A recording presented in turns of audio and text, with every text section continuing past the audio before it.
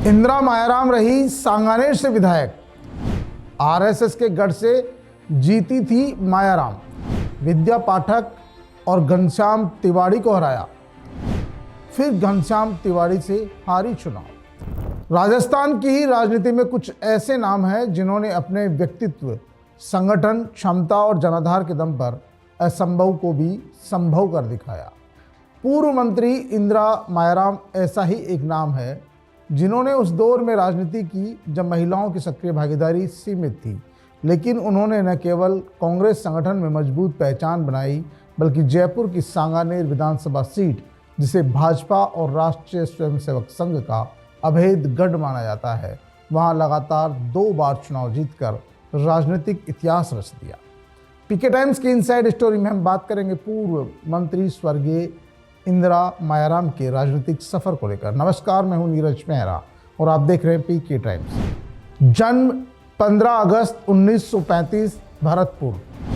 परिवार रहा स्वतंत्रता सेनानी। पिता युगल किशोर चतुर्वेदी थे, कांग्रेस के नेता। इंदिरा चतुर्वेदी बनी शादी के बाद इंदिरा मायाराम। इंदिरा मायाराम का जन्म 15 अगस्त 1935 को भरतपुर के चूरामन क्षेत्र में स्वतंत्रता सेनानी परिवार में हुआ। उनके पिता युगल किशोर चतुर्वेदी कांग्रेस के प्रभावशाली नेताओं में गिने जाते थे। परिवार का स्वतंत्रता आंदोलन से गहरा जुड़ाव था। उनके दादा और 2 भाई वर्ष 1942 के भारत छोड़ो आंदोलन के दौरान गुना और ग्वालियर जेल में बंद रहे। विभाजन के समय भरतपुर और अलवर रियासतों में फैली हिंसा के दौर में भी उनका परिवार सामाजिक सेवा और शांति स्थापना के कार्यों में सक्रिय रहा। इसीलिए इसका असर इंदिरा मायाराम पर भी रहा। पढ़ाई में अव्वल, व्यक्तित्व में सबसे अलग। प्रारंभिक शिक्षा भरतपुर में हुई, जबकि उच्च शिक्षा राजस्थान विश्वविद्यालय से प्राप्त की। विवाह के बाद उनका नाम इंदिरा चतुर्वेदी से बदलकर इंदिरा मायाराम हो गया। छात्र जीवन से ही बहुमुखी प्रतिभा की धनी थी। महारानी कॉलेज में स्टूडेंट रही और बाद में इसी कॉलेज की इंदिरा मायाराम प्राचार्य भी बनी। मिस भारतीय, मिस टेरेवे जैसे सम्मान प्राप्त किए। कार चलाने से लेकर हवाई जहाज उड़ाने तक का प्रशिक्षण लिया। उस दौर में जब महिलाओं का वाहन चलाना भी असाधारण माना जाता था, तब इंदिरा मायाराम विमान उड़ाने वाली चुनिंदा महिलाओं में शामिल थी। युवक कांग्रेस में प्रदेश पदाधिकारी रही। महिला कांग्रेस की प्रदेशाध्यक्ष भी रही। कांग्रेस पार्टी में प्रदेश पदाधिकारी रही। 1993 में पहली बार बनी विधायक। 1998 में दूसरी बार बनी विधायक।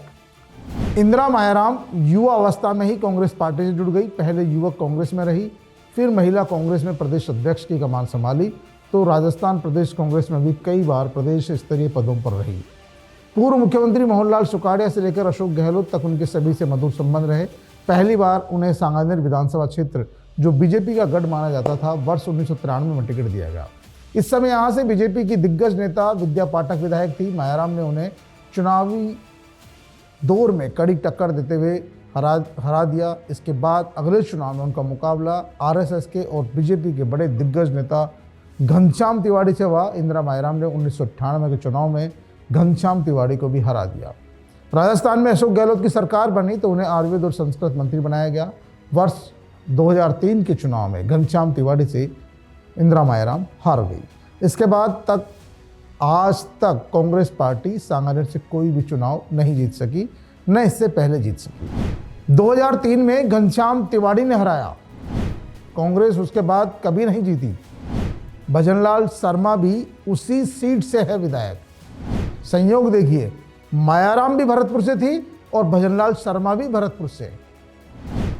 सांगानेर की राजनीति का मायाराम रही दमदार चेहरा। बेटे अरविंद मायाराम रहे वरिष्ठ आईएएस। 16 जुलाई 2022 को हुआ निधन। परिवार सक्रिय राजनीति से है दूर। इंदिरा मायाराम को सांगानेर की राजनीति का कांग्रेस का सबसे प्रभावशाली चेहरा माना जाता है। उनका 16 जुलाई 2022 को जयपुर के अस्पताल में इलाज के दौरान निधन हो गया।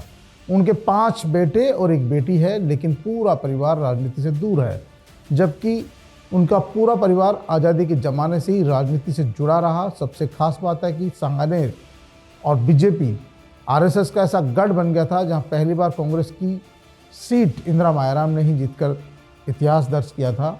लेकिन इस सीट पर आज तक कांग्रेस कभी दोबारा नहीं जीत पाई है। इंदिरा मायाराम की पहचान केवल 2 बार विधायक या मंत्री रहने तक सीमित नहीं है। उनकी सबसे बड़ी विरासत यह है कि उन्होंने ऐसे दौर में महिलाओं के लिए राजनीति के दरवाजे खोले जब सार्वजनिक जीवन में उनकी भागीदारी बेहद कम थी। उन्होंने यह भी साबित किया कि मजबूत जनसंपर्क, संगठन क्षमता और व्यक्तित्व विश्वसनीयता के बल पर किसी भी राजनीतिक मिथक को तोड़ा जा सकता है।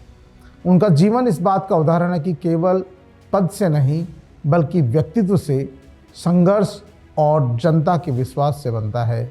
पीके टाइम्स की इनसाइड स्टोरी में आज के लिए इतना ही। फिर हाजिर होंगे किसी अन्य की कही अनकही कहानी के साथ। तब तक के लिए नमस्कार।